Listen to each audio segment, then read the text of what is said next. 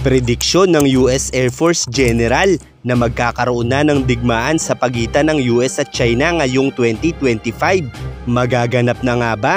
Kung matatandaan kasi natin noong 2023 ay nagpahayag ang Air Force General ng Estados Unidos na nararamdaman umano nito na mapapalaban na sila sa China sa taong 2025 at base sa kanyang mga pahayag ay inilalarawan nito na dahil umano sa magkasabay na presidential election ng US at Taiwan sa taong 2024 at sa mas tumitinding girian ng China at Taiwan ay maaari umanong samantalahin ng China ang pagiging distracted ng US dahil sa eleksyong magaganap sa Estados Unidos. Gayunpaman ay natapos na ang US presidential election ay wala pa ring nagawa ang China laban sa Taiwan, kung kaya't malinaw na natatakot talaga ang China laban sa US. Kung iisipin kasi nating mabuti, ang operasyon ng sandatahan ng bawat bansa sa mundo, partikular na ang US, ay hindi tumitigil sa pangangalap ng datos para sa mga posibleng banta para sa kanilang seguridad,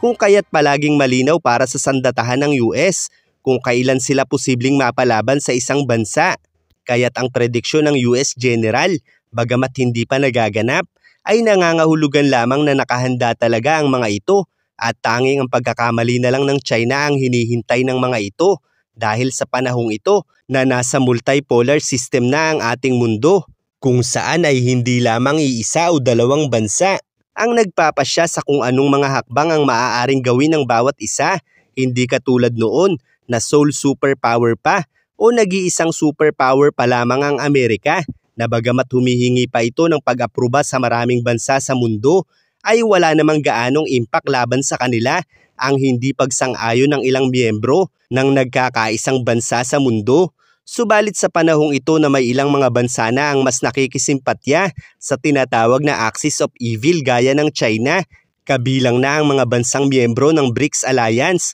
ay nagkakaroon na ng alalahanin ng US para sa mga desisyon nito, lalo na sa usapin ng digmaan, kung kaya't sa panahong ito ay kinakailangan pa nila ng matinding katwiran bago sila makipaglaban. Kaya't hindi na nakapagtataka na malinaw para sa China na ang pagpapalakas ng US sa Indo-Pacific region ay literal na paghahanda lamang laban sa kanila dahil ang sandatahan ng US ang may pinakamalawak na kaalaman sa larangan ng digmaan. Kaya't bagamat magkakaiba ang pananaw ng iba't ibang pangulo ng Estados Unidos, ay ang sandatahan pa rin ng US ang unang gumagabay sa kanila sa sitwasyon ng seguridad para sa bansa nila. Kaya't bagamat magkakaiba ang mga pulisiya, direktiba o sariling pananaw ng bawat pangulo ng Estados Unidos na nakaantala sa pagsusulong ng bawat operasyon ng sandatahan ng US, ay palaging nakahanda ang mga ito sa anumang banta mula sa kanilang mga kalaban. Kaya't kung mapapansin natin sa pinakahuling mensahe ni Xi Jinping para sa taong 2025 na sinasabi nitong walang makapipigil sa kanila para sa reunifikasyon ng Taiwan at China, ay wala pa ring magawa ang China para sa pangarap nilang ito dahil ang mga pahayag na ito ng China ay mga pahayag na sagsag na sa paggamit ng China, kung saan sa loob ng mahigit isang dekada ay taon-taon na itong sinasabi ng China. Lalo pa ngayon na si Donald Trump na ulit ang uupong Pangulo ng Estados Unidos, kung saan ay nangako ito na puputulin niya na ang supply ng Iranian oil para sa China sa pamamagitan ng pagpapataw ng matataas na taripa para sa lahat ng produkto ng China, kung saan sa paraang ito makinabang man sa murang krudo ang China mula sa Iran ay liliit naman ang kita nito para sa mga ini-export nila dahil sa mas mataas na taripa na ipapataw ng US sa mga produkto nila. Kung mataas kasi ang taripa ng US sa produkto ng China,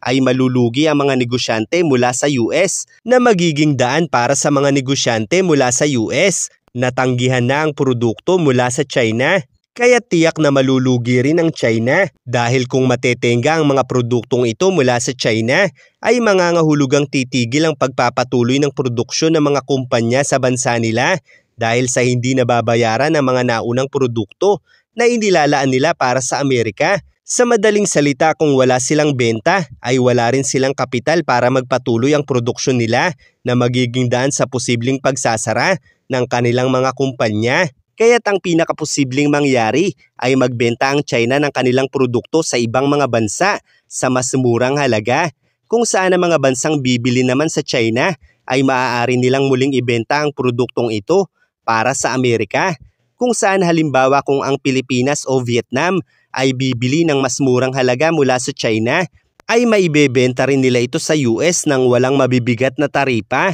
Sa madaling salita, imbis na makarekta ng benta ang China para sa US, para sa mas malaking kita, ay kakailanganin pa nilang padaanin ang kanilang produkto mula sa ibang mga bansa sa mas murang halaga, kung saan sa paraang ito ay maraming bansa ang kikita habang ang nagpapagod lamang ay ang China. Kaya't ang mga kaalyado ng US kabilang na ang mismong mga negosyante mula sa US ang makikinabang sa paglulunsad na ito ni Donald Trump ng mas matinding trade war laban sa China habang napapahina nito ang ekonomiya ng Iran at China na siya rin namang may masamang epekto para sa mga kaalyado nito gaya ng Russia at North Korea, at isa lamang ito sa mga dahilan kung kaya tuluyan nang inireject ng Saudi Arabia ang pagsali sa alyansa ng BRICS kahit pa ikinukonsidera na ng Russia ang Saudi Arabia bilang bahagi nito dahil malinaw sa Saudi Arabia na mas makikinabang sila sa US pagdating sa usaping pang-ekonomiya